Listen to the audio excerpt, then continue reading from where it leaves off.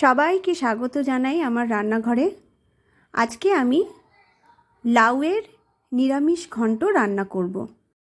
এটা বানানোর জন্য লাগবে হচ্ছে কেটে রাখা লাউ, মুগের ডাল, মেথি, হলুদ গুঁড়ো, তেজপাতা, কাঁচা লঙ্কা, আন্দাজ মতো নুন, গোটা জিরে, শুকনো লঙ্কা আর ধনেপাতা। সবথেকে প্রথমে আমি একটা কড়াই গরম করে নিলাম। তারপর মুগের ডালটা দিয়ে ভেজে নেব। ডালটা খুব ভালো করে ভাজা হয়ে গেলে আমি এটা একটা বাসনে তুলে ডালটাকে ধুয়ে রেখে দেব।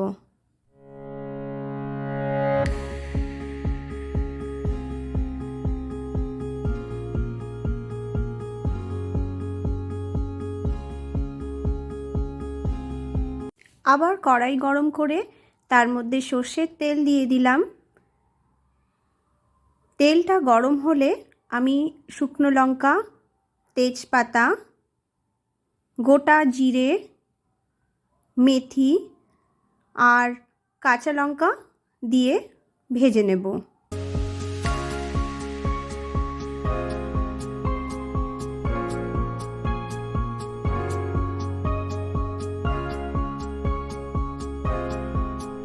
এটা ভাজা হলে আমি কেটে রাখা লাউটা এর মধ্যে মিশিয়ে দেব। লাউটা তেলের সাথে ভালো করে মিশিয়ে খানিকক্ষণ রান্না করে নিচ্ছি।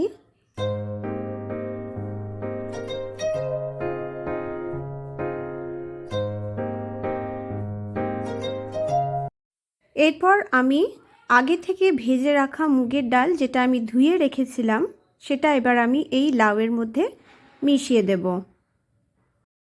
ডালটা মেশানোর পর আমি এর মধ্যে হলুদ মিশিয়ে দেব। তারপর এটাকে খুব ভালো করে মেশানোর পর আমি একটা ঢাকনা দিয়ে লাউটাকে ঢেকে দেব। লাউ রান্না হতে অনেক সময় লাগে, তাই এটা ঢাকনা দিয়ে চেপে রান্না করলেই ভালো। লাউটা চেপে রাখার জন্যে লাউ থেকে এইভাবে জল বেরিয়ে এসছে, আর এই জলটা দিয়েই পুরো লাউটা সেদ্ধ হবে এবং তার সাথে ডালটাও সেদ্ধ হয়ে যাবে। 10-15 মিনিট রান্না করার পর আমি এর মধ্যে নুনটাকে মিশিয়ে দেব।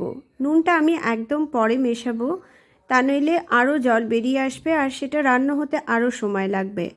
তাই আমি নুনটা একেবারে শেষের দিকে মেশাচ্ছি।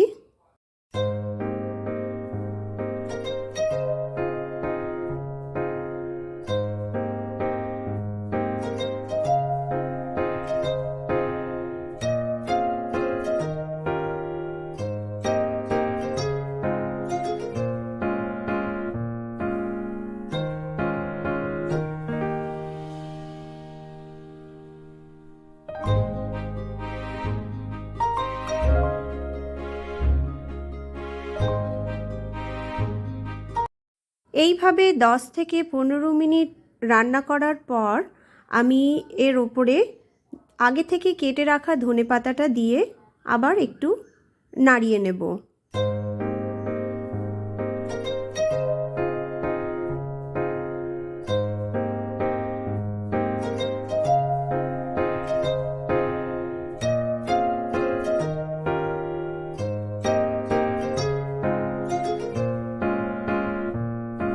ধনেপাতাটা মিশিয়ে নিলেই এইভাবে সহজেই একটা নিরামিষ তরকারি রেডি হয়ে যাবে।